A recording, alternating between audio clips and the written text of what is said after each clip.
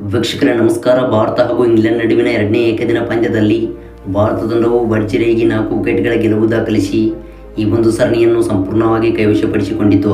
ಹೌದು ವೀಕ್ಷಕರೇ, ಈ ಒಂದು ಪಂದ್ಯವನ್ನು ಗೆಲ್ಲುವುದರ ಮೂಲಕ ಇದೀಗ ಟೀಮ್ ಇಂಡಿಯಾ ತಂಡವು ವಿಶ್ವ ದಾಖಲೆ ನಿರ್ಮಿಸಿದೆ.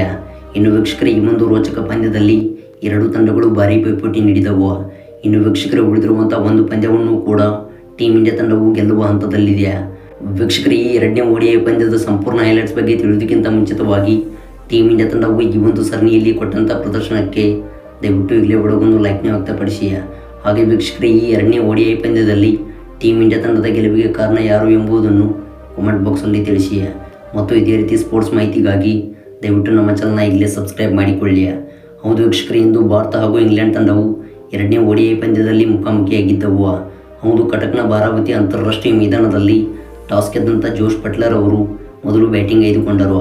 ಇನ್ನು ವೀಕ್ಷಕರೇ, ಬ್ಯಾಟ್ ಮಾಡಿದ ಆಂಗ್ಲ ಪಡೆಯು 49.5 ಓವರ್ಸ್ಗಳಿಗೆ 304 ರನ್ಸ್ಗಳ ಬ್ರಾಡ್ ಟಾರ್ಗೆಟನ್ನು ಟೀಮ್ ಇಂಡಿಯಾ ತಂಡಕ್ಕೆ ಕೊಟ್ಟಿತ್ತು.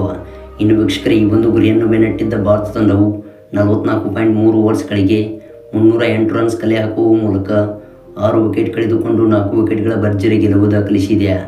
ವೀಕ್ಷಕರೇ, ಇದರೊಂದಿಗೆ ಭಾರತ ತಂಡವು ಈ ಒಂದು ಸರಣಿಯಲ್ಲಿ ಇದೀಗ 2-0 ಅಂತರದಿಂದ ಗೆದ್ದು ಬೀಗಿದೆ.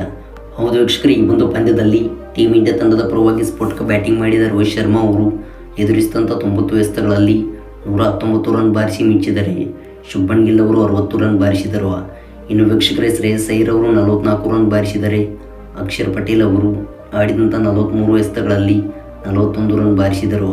ವೀಕ್ಷಕರೇ, ಈ ಬ್ಯಾಟ್ಸ್ಮನ್ಗಳ ಪ್ರದರ್ಶನದ ಮೂಲಕ ಟೀಮ್ ಇಂಡಿಯಾ ತಂಡವು ಈ ಒಂದು ಪಂದ್ಯದಲ್ಲಿ 4 ವಿಕೆಟ್ಗಳ ಭರ್ಜರಿ ಗೆಲುವು ದಾಖಲಿಸಿ ಈ ODI ಸರಣಿಯನ್ನು ಸಂಪೂರ್ಣವಾಗಿ ಕೈವಶಪಡಿಸಿಕೊಂಡಿದೆ.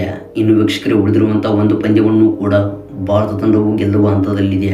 ವೀಕ್ಷಕರೇ, ಇದಾಗಿತ್ತು ಎರಡನೇ ODI ಪಂದ್ಯದ ಸಂಪೂರ್ಣ ಹೈಲೈಟ್ಸ್.